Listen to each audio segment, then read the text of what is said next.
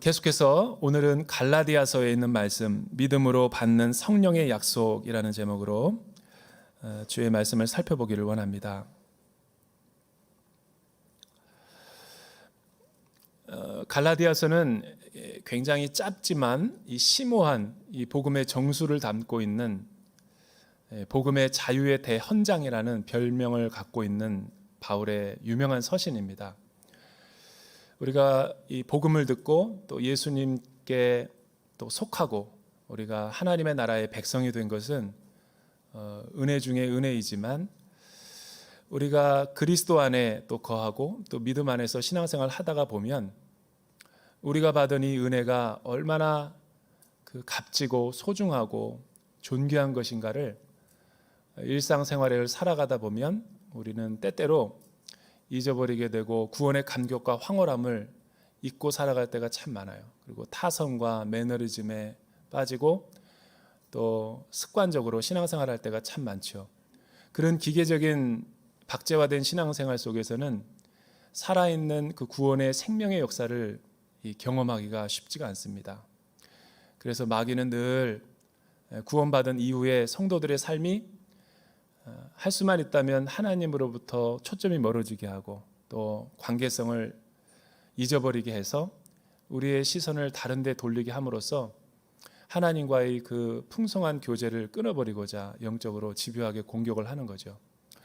영적인 이 생명과 또 십자가와 복음의 능력이 있는 사람들은 이런 거를 잘 식별하고 분별을 하지만 우리가 또 세상의 유혹과 미혹 가운데 유혹을 받아서 다른 데 한눈을 팔게 되고 하나님 외에 다른 것을 주목하다 보면 구원을 받았음에도 불구하고 구원의 확신을 경험하지 못하고 구원받지 않은 사람처럼 살아가는 경우가 발생하게 되는 거죠.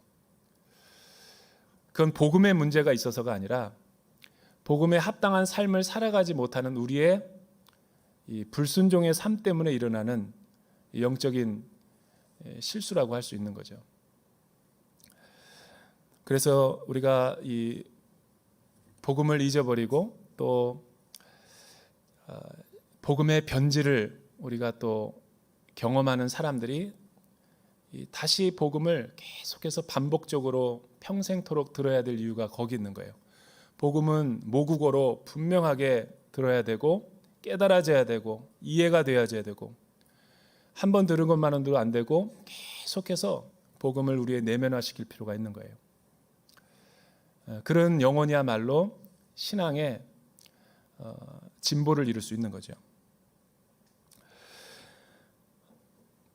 복음은 하나님의 기쁜 소식입니다. 하나님이 우리의 주가 되시고 우리의 삶의 주인이 되셔서 우리를 통치하시고 다스린다는 기쁨의 소식이 복음의 소식인 것이죠.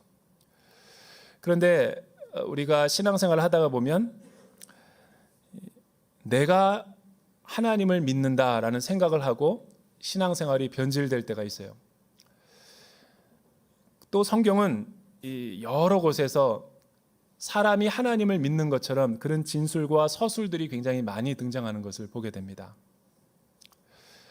내가 하나님을 믿는 것인가 아니면 성령의 은혜를 통해서 내가 하나님의 믿음을 소유하게 되는 것인가. 이 두 가지 영적인 분별력이 필요하죠.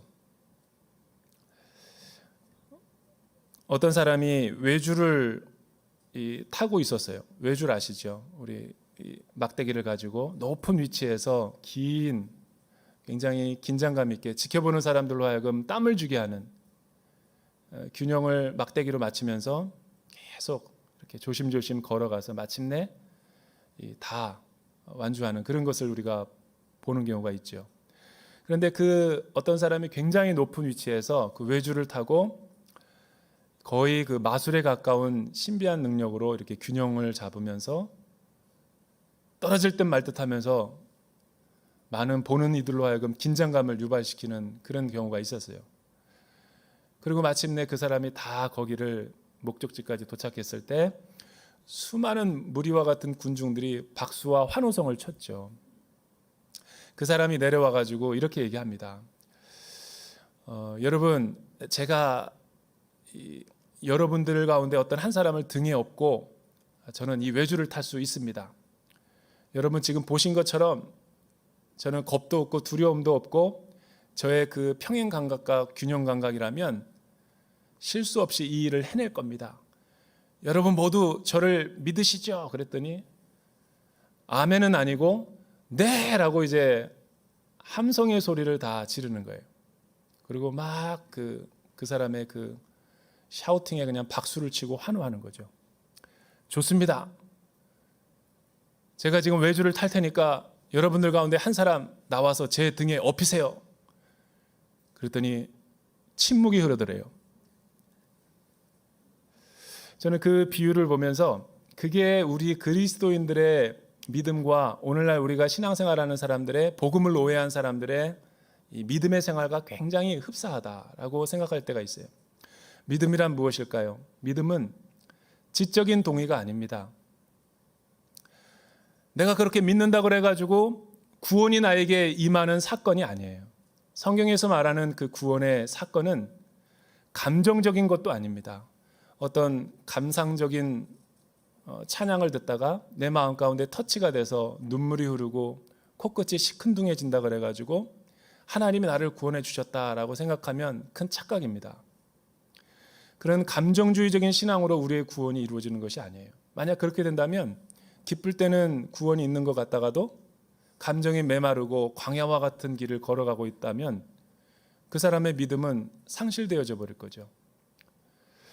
또 인격 안에 있는 우리의 강한 의지를 가지고 내가 예수님을 믿기로 했습니다. 그리고 내가 이제 죄를 안 짓기로 했습니다. 라는 그런 결단과 결연한 의지를 한다고 해서 우리의 믿음이 떠내려가지 않는 것이 아니라는 거예요. 그러면 믿음은 어떻게 해서 이루어지는 사건일까?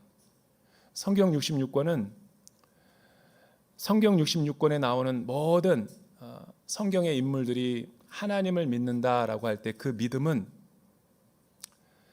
사람이 하나님을 믿는다라는 그런 신앙의 고백이 아니라는 거예요. 그래서 믿음이라는 단어가 나올 때 항상 여러분은 반대로 이해하시면 돼요.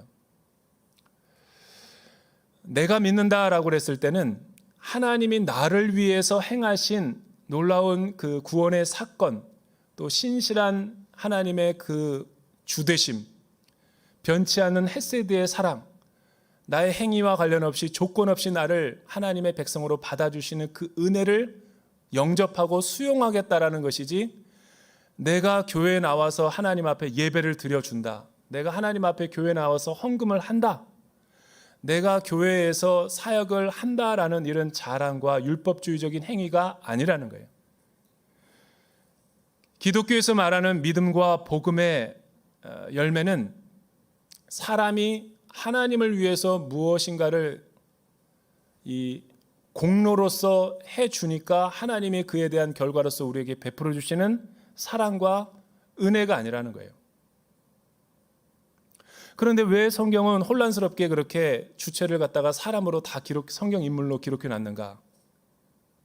그거는 예수를 믿고 하나님의 은혜를 경험하고 하나님의 그 임재를 통한 성령을 통한 구원을 내가 경험해 보니까 결과적으로 섭리적으로 구속사적으로 내가 믿는 것 같다라는 그런 신앙의 고백이기 때문에 그렇게 진술할 수밖에 없는 거죠. 그러니 우리 성경 안에 나오는 많은 하나님을 믿는다라고 할 때 그 믿음을 혹 우리가 그동안 오해해가지고 내가 하나님을 믿어주는 것처럼, 내가 하나님 나라를 위해서 뭔가를 하는 것처럼 착각하던 사람이 있었다면 오늘 이 갈라디아서를 통해서 빨리 바꾸지 않으면 신앙의 진보는 있을 수 없어요. 절대로 그런 믿음과 그런 은혜 아래서는 신앙이 성장하고 성숙할 수 없게 되는 거죠. 그런 의미에서 우리가 오늘 갈라디아서 말씀을 통해서 올바른 믿음, 복음의 의미가 무엇인가, 왜 복음은 우리에게 성령의 약속을 가져다 주었는가를 공부하는 것은 굉장히 의미 있는 시간이라는 거죠. 먼저 1절서부터 5절에 있는 말씀 우리 같이 한번 읽어보죠. 1절에서부터 5절에 있는 말씀, 믿음으로 말미암는 하나님의 의가 왜 중요한가를 바울은 이렇게 말하고 있습니다. 우리 같이 한번 읽어볼까요? 시작. 오 어리석은 갈라디아 사람들이여, 예수 그리스도께서 십자가에 못 박히신 것이 여러분의 눈앞에 분명히 드러나 있는데 누가 여러분을 미혹했습니까? 여러분에게 한 가지만 묻고 싶습니다. 여러분은 율법의 행위로 성령을 받았습니까? 아니면 복음을 듣고 믿음으로 성령을 받았습니까? 여러분은 그렇게도 어리석단 말입니까? 성령으로 시작했다가 이제 와서 육체로 마치려고 합니까? 여러분은 그렇게 많은 고난을 헛되이 경험했단 말입니까? 정말 헛된 일이었습니까? 하나님께서 여러분에게 성령을 주시고 여러분 가운데서 능력을 행하시는 것이 여러분이 율법을 행하기 때문입니까? 아니면 복음을 듣고 믿기 때문입니까? 여기서 바울은 굉장히 다른 서신에서와 달리 격앙된 어조, 하이퍼의 톤으로 성도들을 판단하고 정죄하고 비판하고 있는 것을 보게 됩니다. 왜냐하면 지금 갈라디아 교회가 성도들이 경험하고 있는 사건은 일반 상황이 아니에요. 응급 상황. 영적인 생명을 배교에서 잃어버릴까 말까한 굉장히 응급 상황이기 때문에 바울이 격앙된 어조로 복음의 진리를 변호하기 위해서 이렇게 쓰고 있는 거지, 원래 분노가 많은 사도이기 때문에 그런 게 아니라는 거죠. 예컨대 여러분의 자녀들이 위험천만한 면허도 없는 자녀가 부모의 차를 몰고 160km로 야밤에 질주를 한다고 생각해 보세요. 경악할 노릇이죠.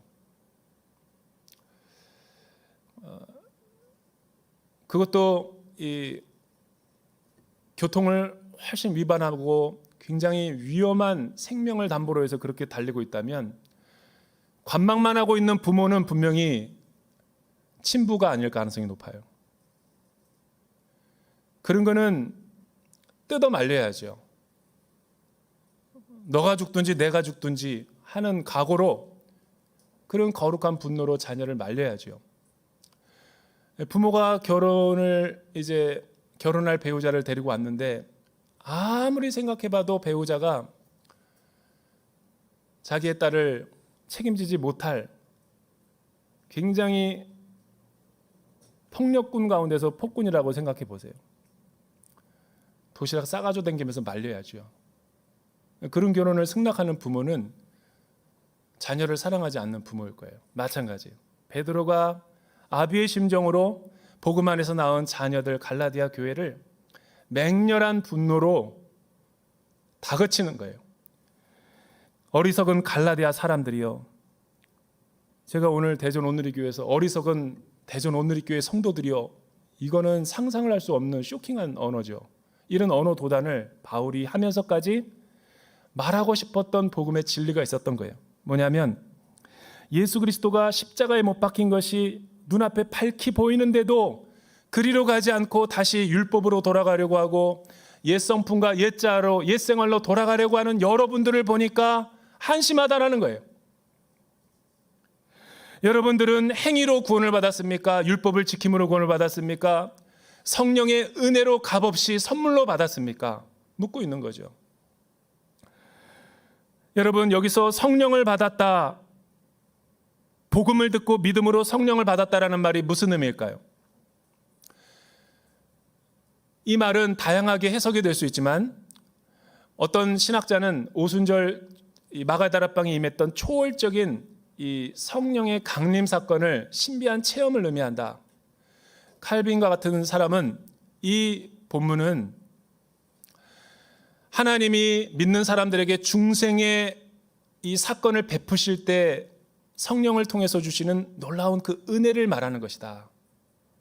우리가 예수 믿고 구원받았을 때, 조건 없이 받았을 때 우리가 하나님을 믿은 게 아니죠. 우리가 하나님 앞에 간 것이 아니죠. 하나님이 우리에게 오신 사건이죠. 왜 그럴까요? 죄와 허물로 죽었던 우리가 어떻게 하나님을 아는 지식을 가질 수 있으며 어떻게 우리에게 생명이 있어서 주께로 나아갈 수 있는 믿음이 생기게 되냐라는 거예요. 우리는 하나님께 속하지 않고 하나님을 떠나 있을 때 영적으로 죽은 사람이었어요. 그리고 반응할 수도 없는 상황이었죠. 영혼의 부도가 나고 파산 상태에 이른 사람은 스스로 자기의 생명을 구원해낼 수 있는 능력이 없는 거예요. 우리가 예수 믿기 전에 우리가 다 그런 파산 상태예요. 하나님이 우리에게 와주시 않고 하나님이 우리에게 영적인 비늘을 벗겨주셔서 믿음의 세계와 영혼의 세계를 은혜로 주시지 않는다면 아무도 우리 가운데 자력으로 율법을 준수함으로 어떤 공로로 구원을 얻을 사람이 없다라는 거죠. 이거는 복음의 진술 중에 복음의 진술이죠. 그러니 거듭날 때 제3의 세력, 외부에서부터 우리를 건져주지 아니하시면 구원을 얻을 사람이 아무것도 없다는 거예요. 저와 여러분은 다 그렇게 해서 구원을 얻은 거예요. 구원을 얻고 보니까 결과적으로 내가 하나님께 속하고 내가 하나님을 믿는 것처럼 보이는 것뿐이지 하나님이 다 구원을 받을 만한 작업과 준비와 역사를 다 해놓으신 거예요. 이럴 땐 아멘 한번 해도 되는 거예요. 여러분, 아브라함이 하나님을 믿었습니까? 하나님이 아브라함에게 찾아오셨나요? 믿음의 조상은 아브라함이죠. 아브라함이 하나님을 믿은 게 아니에요. 창세기 15장 6절에서 아브라함이 하나님을 믿음에 하나님이 그것을 의로 여기셨다라는 것은 이후에 신앙을 선언하는 거지. 12장에 보면은 갈대아 우르에 있을 때 갈 바를 알지 못할 때 하나님이 그에게 먼저 찾아오셔서 죄악된 삶을 떠나라고 말씀하신 거죠. 그리고 구원의 관계성을 맺어주시고 계속 하나님의 하나님 되심을 알게 해주신 거죠. 그러나 그때 즉각 아브라함이 순종했을 때 이 모든 죄악들을 다 벗어버리고 의로운 존재가 되었나요? 그렇지 않아요. 계속 넘어지고 쓰러지고 넘어지고 좌절하고 수많은 역경을 만났어요. 그런데 아브라함이 위대한 게 아니라 그런 자격도 없고 조건도 없는 아브라함의 불신앙을 기다려주시고 끝까지 인내하시고 설득하시면서 그의 행위를 보지 않고 하나님의 의에 이르도록 인도하시는 하나님의 믿음이 더 위대한 거예요. 그걸 하나님의 신실함이라고 그러는 거죠. 복음에는 하나님의 의가 나타나서 믿음으로 믿음에 이르게 하나니 기록된 바 오직 의인은 믿음으로 말미암아 살리라 함과 같다라고 했을 때 믿음으로 믿음에 이르게 한다라는 첫 번째 그 믿음은 하나님의 신실함인 거예요. 하나님이 우리에게 찾아왔을 때 구원의 관계성을 맺어준 거예요. 아브라함과 우리가 뭔가 공로를 통해서 그걸 이룬 게 아니라 하나님을 믿은 게 아니라 우리는 하나님의 그 신실함 앞 하나님이 다 이루어 놓으신 것에 우리는 수저만 얹어 놓은 거죠. 우리가 반응한 거죠. 그것을 우리는 하나님을 믿는다라고 표현한 거예요. 그러니까 하나님이 내 삶의 주인이 되셔서 옛날에 우상을 섬기고 세상에 하나님 아닌 다른 것을 섬길 때 주권의 교체가 이루어진 거죠. 우리 삶의 주인이 바뀐 거예요. 아브라함이 하나님을 믿기로 선택했을 때 하나님은 아브라함의 주인이 되어주신 거예요. 그 주대심의 통치를 받고 사는 게 믿음인 거죠. 물론 그 주대심의 상황 가운데 아직도 변화되지 않는 성품과 옛사람이 있어요. 그러나 그렇다고 해서 우리의 이신칭의 복음이 취소되는 것은 아니죠. 한번 우리가 하나님의 이름을 걸고 언약을 맺었기 때문에 우리의 불성신함으로 인해서 우리의 구원이 취소되진 않아요. 그런데 갈라디아에 있는 유대주의자들과 거짓 율법주의자들이 갈라디아 사람들을 어떻게 미혹합니까? 어떻게 유혹합니까? 예수의 이름이 온전한 구원을 가져다 줄 수 없다. 너희가 예수를 믿고 복음을 듣고 너희의 삶이 완전한가? 너희는 계속해서 유혹되고 미혹되고 죄에 넘어지고 쓰러지지 않는가? 그러니 할례를 받아야 되고 모세의 율법을 같이 준수해야지만이 우리의 믿음이 완전해진다라는 거예요. 근데 이 말을 듣고 갈라디아 사람들이 흔들린 거죠. 바울은 격노한 거예요. 그리스도를 헛되게 죽게 했다라는 거죠. 그런 복음은 없어요. 그거야말로 변질된 복음이죠.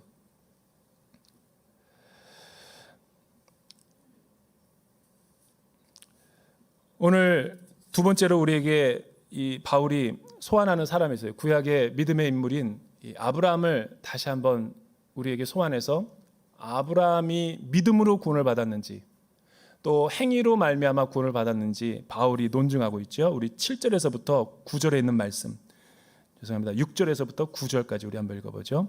시작. 이와 같이 아브라함도 그가 하나님을 믿었더니 이것이 하나님께 의로 여겼다라고 했습니다. 그러므로 여러분은 믿음에서 난 사람들이 바로 아브라함의 자손임을 아십시오. 성경은 하나님께서 믿음으로 인해 이방 사람을 의롭다고 인정하실 것을 미리 알고 먼저 아브라함에게 복음을 선포했습니다. 모든 이방 사람이 내 안에서 복을 받을 것이다. 그러므로 믿음에서 난 사람들은 믿음이 있는 아브라함과 함께 복을 받습니다. 아브라함은 이스라엘의 조상인 것은 사실이지만 아브라함 자체가 이스라엘 사람은 아니죠. 갈대아 우르에 있었기 때문에 그는 이방인이었어요. 여러분, 혈통으로 율법으로 구원을 받을 수 없는 대표적인 이유가 뭐냐면 바울이 아브라함을 선택해서 유대인뿐만 아니라 이방인의 사람들도 믿음으로 말미암아 구원을 받는다라는 것을 논증하기 위해서 그를 소환한 거예요. 왜냐하면 유대인들도 아브라함을 다 존경하고 이방인들도 아브라함을 좋아하기 때문에 아브라함이 행위가 아니라 믿음으로 말미암아 구원을 받았다라는 것이 설득이 되면 다시 복음으로 돌아올 수 있기 때문에. 여러분, 아브라함에게 이방 사람들까지 믿음으로 인해 의롭다라고 인정하실 것을 미리 알고 아브라함에게 복음을 선포했다. 그래서 모든 이방 사람이 아브라함의 신앙 고백 안에서 복을 얻게 될 것이다 라고 이야기하는 거죠. 아브라함과 함께 복을 받는다. 이 말이 과연 무슨 의미일까? 그래서 이 아브라함과 함께 복을 받는다라는 것은 성경에서 이 아브라함처럼 자신의 행위가 아니라 하나님을 신뢰함으로 인해서 구원을 받는다라는 거죠. 15장 6절에서 하나님이 아브라함의 믿음을 보시고 의롭게 여기셨다. 그때의 상황을 약간 우리가 컨텍스트를 이해할 필요가 있죠. 그돌라오멜 사람들과 연합군들을 롯을 잡아가서 죽이려고 할 때 바울이 그들에게 찾아가서 조카 롯을 이기고 뺏어오죠.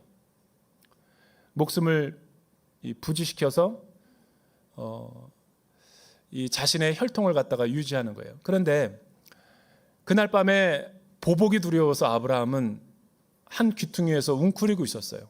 그리고 두려움과 불안과 염려 가운데 있을 때 하나님이 아브라함에게 찾아오셔서 나는 내가 부르짖는 전능자 여호와 하나님이다. 그리고 이 15장 6절에 있는 말씀을 주는 거예요.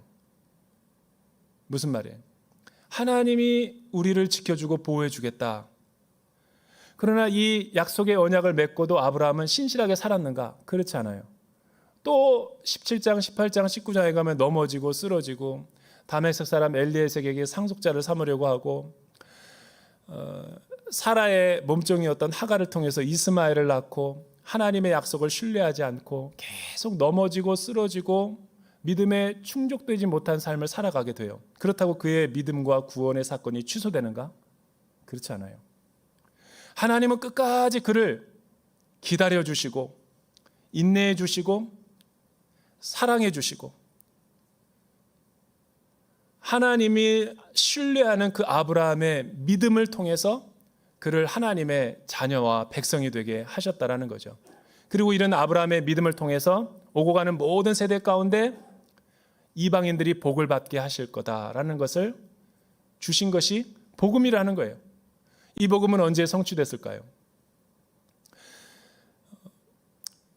여러분, 이 말씀을 보면 이 로마서 8장에서 바울이 우리 예수 믿는 사람들의 신분의 변화, 주권의 변화를 이렇게 설명하고 있어요. 우리는 다 죄의 노예고 죽음의 노예고 율법의 노예였어요. 그런데 로마서 8장에서 바울은 우리가 하나님으로부터 말미암아 성령을 통해서 입양된 자다. 그 입양을 통해서 하나님과 멀어졌던 우리가 친밀함을 회복하고 아바 아버지라고 부를 수 있는 은혜를 얻게 됐다.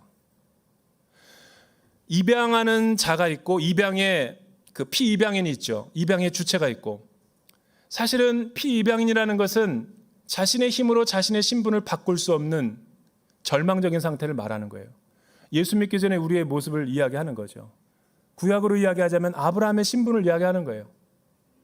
아브라함 스스로가 자신의 신분을 바꿀 수 없어요. 그러나 성령 하나님이 아브라함에게 양자의 영을 주셔서 성령을 통해서 하나님과 아바 아버지라는 관계성을 맺고, 아브라함뿐만 아니라 아브라함의 믿음의 발자취를 쫓는 우리의 모든 이방인들의 세계에도 똑같은 믿음을 적용하겠다는 거예요. 즉 예수 그리스도의 십자가의 성취에서 언약된 이 모든 복음도 아브라함의 믿음의 근거에서 우리가 칭의를 받게 됐다는 거죠. 구원이라는 어떻게 이루어지나요? 구원이란 우리의 행위와 능력으로 공로로 얻을 수 있는 것이 아니에요. 있는 모습 그대로 주 앞에 나오는 것이죠. 구원을 받고 난 뒤에, 칭의를 받고 난 뒤에는 계속 그 은혜와 그리스도와 예수의 이름 안에 머물면서 하나님의 통치와 다스림과 교제 가운데 우리가 하나님의 통치 가운데 우리의 삶이 변해가는 거죠. 이 부모와 자녀와의 관계에서 두잉이 아니라 빙이죠. 행위로서 언약이 자녀와의 관계가 아니에요. 우리 아들은 내가 낳았기 때문에 내 자녀예요. 그러나 얘가 계속 부모의 말을 안 듣고 부모가 싫어하는 것만 골라서 할 때, 불순종할 때 그 행위를 통해서 자녀의 신분이 취소될 수 있나요? 언약이라는 면에서는 그럴 수 없는 거예요. 그래서 갈라디아 사람들의 율법주의적인 신앙은 잘못됐다라는 거죠.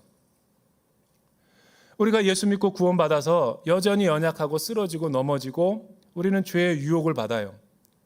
그렇다고 해서 우리가 받은 구원이 취소되거나 소실되거나 상실되는 게 아니라는 거예요. 우리 안의 구원은 어떤 변화를 가져왔는가? 그거는 구원을 얻기 위해서 우리가 어떤 의로운 행위, 선한 행실을 하는 게 아니라 구원을 받았기 때문에 우리는 감사하는 마음으로 하나님 앞에 신실하게 감사하게 살아가는 거죠. 공로와 노력은 달라요. 예수 믿은 사람들이 공로로 구원받는 건 아니죠. 예수의 이름으로 믿음으로 구원을 받죠. 그러나 구원받은 사람들은 구원을 받은 게 감사해서 하나님 앞에 양육 훈련도 받고 사역도 하고 감사하는 마음으로 늘 주님 앞에 신실함 가운데 반응하며 살아가는 거예요. 그러다가 넘어지고 쓰러질 수도 있죠. 그 넘어짐과 쓰러짐이 우리의 신분을 바꿀 수 없다는 거죠. 왜냐하면 그 언약은 우리가 하나님과 맺은 언약이 아니라 하나님이 주도적으로 우리에게 맺은 언약이기 때문에, 설령 우리가 하나님을 싫어서 하나님의 언약을 파기한다 할지라도 하나님의 헤세드의 사랑은 절대로 파기하지 않아요. 이런 사랑을 아는 사람들은 죄를 못 져요. 아니, 죄를 지을 수도 있지만 다시 일어나죠. 다시 십자가로 가서 통회하고 자복해요. 그 은혜와 자유와 사랑을 하나님께서 십자가의 사랑에서 보여줬다는 것이 메시지의 요지죠.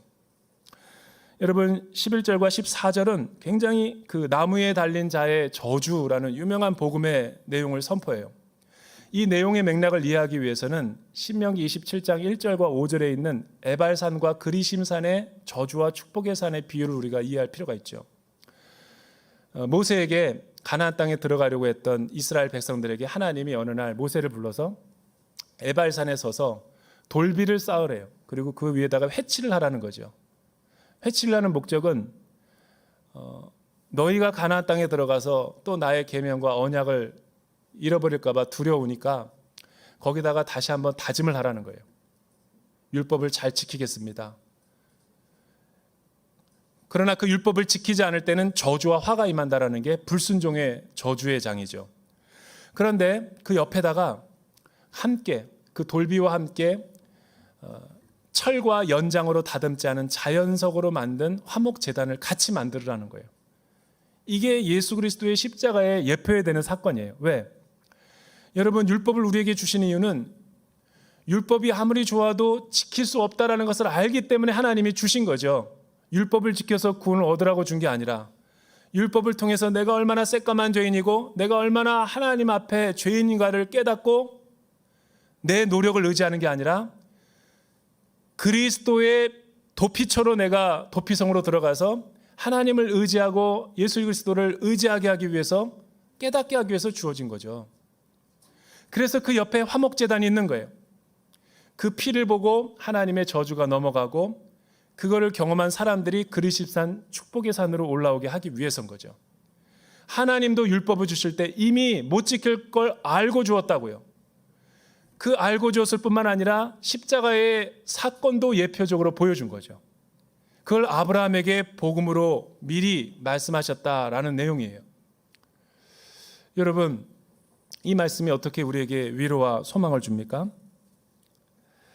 하나님이 우리를 위해서 다 이 값을 치러줬어요.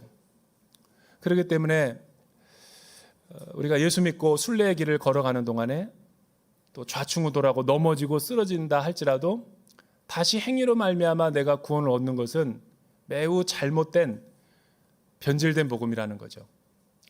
하나님의 사랑을 깨닫고 다시 십자가 아래로 들어가서 다시 예수님 앞에 나의 마음을 올려놓으면서 나의 십자가를 바라보며 죄사함의 은혜와 죄사함의 용서를 믿으면서 다시 부활신앙으로 가는 게 중요한 거죠.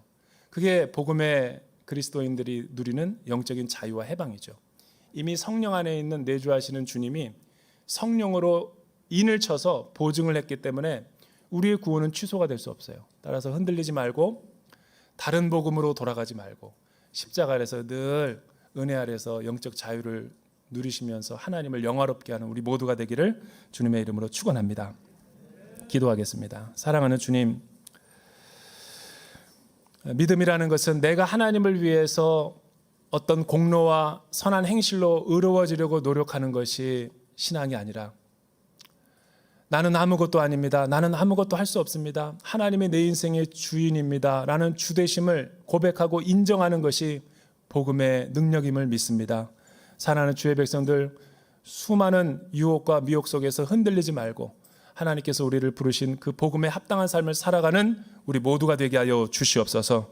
예수님의 이름으로 기도드립니다.